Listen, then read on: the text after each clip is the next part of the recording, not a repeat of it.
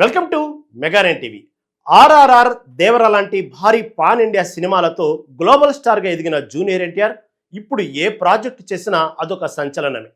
అందులోనూ అరవింద సమేత లాంటి block buster తర్వాత మాటల మాంత్రికుడు త్రివిక్రమ్ శ్రీనివాస్ దర్శకత్వంలో ఎన్టీఆర్ మరోసారి హీరోగా వస్తున్నాడు అనగానే అభిమానుల్లో అంచనాలు ఆకాశాన్ని తాకే. చిత్రానికి ఇంకా టైటిల్ అనౌన్స్ చేయనేలేదు, కానీ ఈ సినిమాకి సంబంధించిన ఫస్ట్ పోస్టర్ ఇప్పుడు కోలీవుడ్ లో అగ్గి రాజేసింది. ముఖ్యంగా విడుదలైన పోస్టర్ పై నిర్మాత నాగవంశీ, హీరో ఎన్టీఆర్ చేసిన సామాజిక మాధ్యమాల పోస్టులు తమిళనాడులో తీవ్ర చర్చకు దారితీశాయి. కొందరు తమిళ నెటిజన్లు ఏకంగా సినిమాను బాయ్కాట్ చేయాలంటూ ట్రెండ్ చేస్తున్నారు.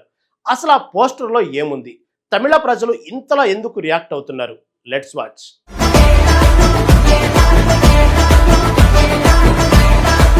ఈ సినిమాకు ఇంకా టైటిల్ ఖరారు కాలేదు, కానీ మొదటి పోస్టరే దేశవ్యాప్తంగా సంచలనంగా మారింది. ఈ పోస్టర్ ను విడుదల చేస్తూ నిర్మాత నాగవంశీ సోషల్ మీడియాలో ఒక పోస్ట్ చేశారు. ఆ పోస్టులో ఉత్తరాదిలో జన్మించాడు, భారత హృదయ భాగంలో తీర్చిదిద్దబడ్డాడు, దక్షిణాదిలో ఆరాధించబడుతున్నాడు, ఇప్పుడు ప్రపంచమంతటికి చెందిన గాథగా వస్తున్నాడు అని పోస్ట్ చేశారు. మరోవైపు హీరో జూనియర్ ఎన్టీఆర్ కూడా ఈ పోస్టర్ ను శివుడి కుమారుడు, పార్వతీదేవి గర్వకారణం, శాశ్వత సేనాపతి అనే టైటిల్ తో షేర్ చేశారు.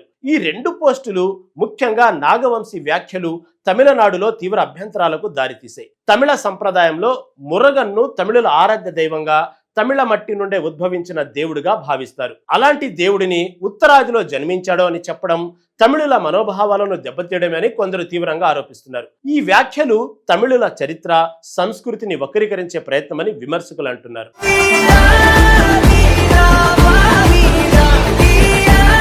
ఈ వివాదంపై నామ్ తమిళకర్ కచ్చి పార్టీ అధినేత సిమాన్ చాలా తీవ్రంగా స్పందించారు. మురుగన్ను ఉత్తర భారతానికి చెందిన దేవుడిగా చూపించే ప్రయత్నాన్ని తమిళులు ఎంత మాత్రం అంగీకరించరని ఆయన హెచ్చరించారు. ఒకవేళ సినిమా కథ తమిళుల విశ్వాసాలను, సంస్కృతిని దెబ్బతీసేలా ఉంటే తమిళనాడులో ఈ సినిమా విడుదలపై తీవ్ర వ్యతిరేకత వస్తుందని, నిషేధించాలని ప్రభుత్వానికి సూచిస్తామని కూడా స్పష్టం చేశారు. ఈ వివాదం కేవలం సోషల్ మీడియాకి పరిమితం కాకుండా రాజకీయ వేదికలపైకి కూడా చేరింది.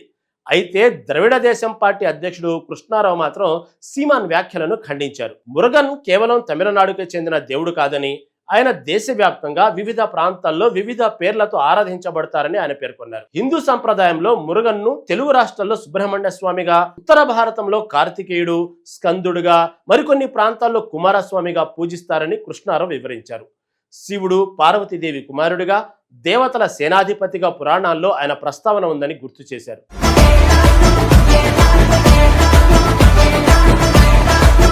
ఈ వివాదానికి అసలు కారణం మురుగన్ దేవుడి పుట్టుకపై ఉన్న భిన్నాభిప్రాయాలు. తమిళ పండితులు, ప్రాచీన సంఘం సాహిత్యం మురుగన్ను తమిళనాడు మట్టి నుండే పుట్టిన దేవుడుగా, తమిళ సంస్కృతిలో అంతర్భాగంగా చూస్తారు. తమిళనాడులో ఉన్న 6 మురుగన్ ఆలయాలు దీనికి నిదర్శనంగా చెబుతారు. కానీ ఉత్తర భారత పురాణాల ప్రకారం కార్తికేయుడు శివుడి జటాజుటంలో నుండి పుట్టినట్లు ప్రస్తావన ఉంది. ఈ భిన్నమైన మూలాల వల్లే ఇప్పుడు ఈ వివాదం చెలరేగుతుంది. చిత్ర బృందం విడుదల చేసిన పోస్టర్లో త్రిశూలం, దాని మధ్య జన్యు క్రమాన్ని పోలిన ఆకారం, యుద్ధ భూమిని తలపించే దృశ్యాలు, కాలిపోయిన జెండాలు, పడిపోయిన యోధులు కనిపిస్తున్నాయి. ఇది ఒక మహాయుద్ధం నేపథ్యంలో సాగే కథ కావచ్చని సినీ అభిమానులు ఊహిస్తున్నారు. అంతేకాకుండా పోస్టర్లోని సంస్కృత శ్లోకం ఆత్మకు జననం మరణం ఉండదు అనే భగవద్గీతలోని భావాన్ని తెలియజేస్తుంది. దీంతో ధర్మం, ఆత్మ, పునర్జన్మ వంటి అంశాలు సినిమాలో ఉండవచ్చని అంచనా వేస్తున్నారు. అయితే చిత్ర బృందం ఇప్పటి వరకు ఈ పోస్టర్ సంకేతాలపై, సినిమా కథాంశంపై ఎలాంటి అధికారిక స్పష్టత ఇవ్వలేదు.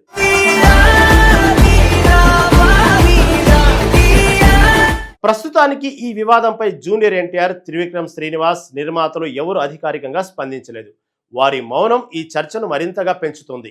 ఒక సినిమా పోస్టర్, దానికి జత చేసిన కొన్ని వ్యాఖ్యలు ఇప్పుడు ఒక పెద్ద రాజకీయ, సామాజిక చర్చకు దారితీశాయి. ఈ వివాదం ఇలాగే కొనసాగితే సినిమా విడుదలకు ముందు మరిన్ని ఇబ్బందులు తలెత్తే అవకాశం ఉంది. తమిళనాడులో సినిమా విడుదలపై ప్రభావం చూపే అవకాశం ఉందని విశ్లేషకులు అంటున్నారు. చిత్ర బృందం వీలైనంత త్వరగా స్పందించి ఈ వివాదంపై ఒక స్పష్టత ఇవ్వాలని తమిళ వర్గాలు కోరుతున్నాయి. లేదంటే తమిళుల మనోభావాలు మరింత దెబ్బతిని పరిస్థితి మరింత ఉద్రిక్తంగా మారే అవకాశం లేకపోలేదు. మొత్తానికి ఇంకా టైటిల్ కూడా విడుదల చేయకుండానే ఈ సినిమా తొలి పోస్టర్ దేశవ్యాప్తంగా చర్చనీయాంశంగా మారింది. ఈ వివాదం ఎటువైపు దారితీస్తుంది? చిత్ర బృందం ఎలాంటి వివరణ ఇస్తుంది? తమిళనాడులో ఈ సినిమా విడుదలకు ఎలాంటి అడ్డంకులు ఎదురవుతాయి అన్నది వేచి చూడాలి.